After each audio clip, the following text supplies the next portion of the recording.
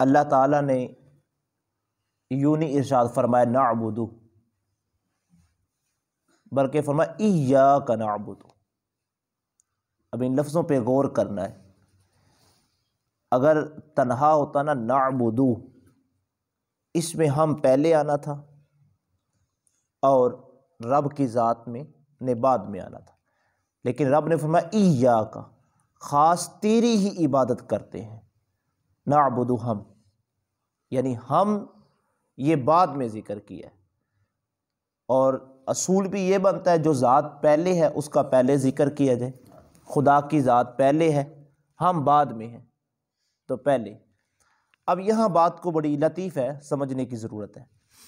جو کوئی شخص نعمت کے ملنے پر، جب کوئی نعمت ملتی ہے نعمت پہ توجہ نہ رکھے، نعمت دینے والے پہ توجہ رکھے، یا کوئی مصیبت آتی ہے مصیبت پہ غور نہ کرے بلکہ جس نے مصیبت دی ہے اس کی طرف توجہ دے، پھر وہ نعمت کبھی زائل نہیں ہوتی اور مصیبت وہ مصیبت ہی نہیں ہوتی ہے۔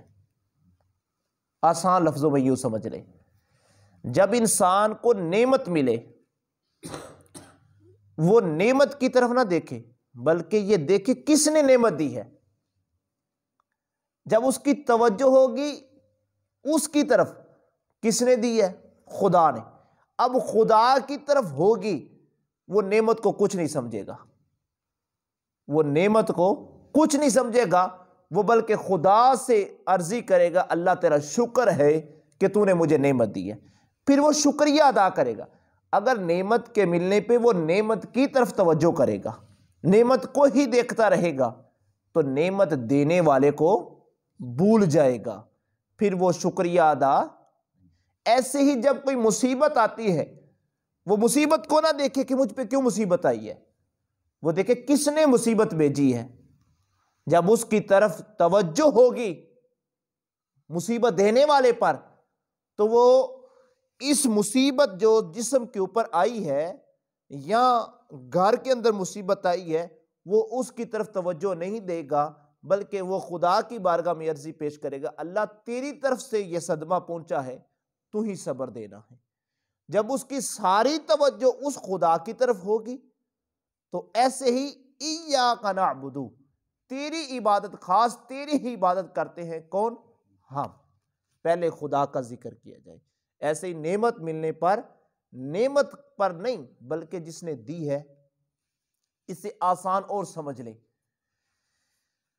کہ جب ہم عبادت کریں، ہم عبادت اس انداز میں کریں کہ ہم خدا کو دیکھ رہے ہیں اور خدا کے ساتھ مخاطب ہیں، اللہ کے ساتھ ہم کلام ہیں، پھر ہماری عبادت میں دیکھیں مزہ کتنا آتا ہے، سرور کتنا آتا ہے۔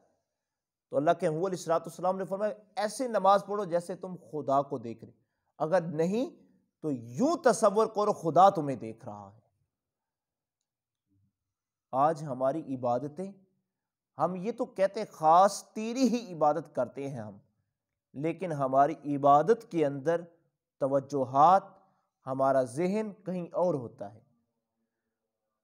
حضرت عروہ بن زبیر رضی اللہ تعالیٰ عنہ، آپ کا ایک عضو کو کاٹنا تھا، تو کافی اس وقت تو یہ آلات نہیں تھے نا، اسپتال اتنا بڑا ٹیکنالوجی نہیں تھی، تو ایک اعضاء کو کاٹنا تھا تو بڑے پریشان سے اب کیسے کاٹے کیونکہ درد بھی بہت زیادہ ہوتی ہے۔ اب پھر کیا ہوا، آپ نے نماز کو شروع کیا، کہا میں نماز ادا کرتا ہوں، دوران نماز میرے عضو کو کاٹ لینا، میرے عضو کو، میں یہ بات سمجھا رہا ہوں۔ حضرت یوسف علیہ السلام جب محل کے اندر آئے تھے تو مصر کی عورتوں نے کس کو دیکھا؟ یوسف کو دیکھا، انگلیاں کاٹ لیں، درد ہوئی؟ نہیں۔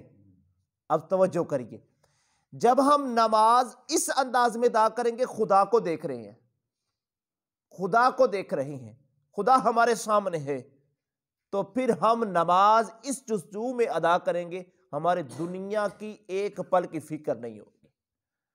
جب ہم دیکھیں گے خدا کے ساتھ ہم کلام ہیں، پھر ہمیں دنیا کے جو ذہن کے اندر کشمکش ہے وہ نکل جائے گی۔ جیسے حضرت عروہ بن زبیر نے نماز شروع کی، انہوں نے عضو کاٹ لیا، انہیں پتہ تک نہیں تھا۔ اسی طرح امام بخاری علیہ رحمہ، آپ نماز ادا کر رہے تو ایک وہ موذی چیز، اس نے 17 ڈنگ آپ کو لگائے، پتہ تک نہیں تھا۔ یعنی کہ وہ لوگ نماز اس انداز میں ادا کرتے تھے کہ انہیں دنیا کی فکر تک نہیں ہوتی تھی۔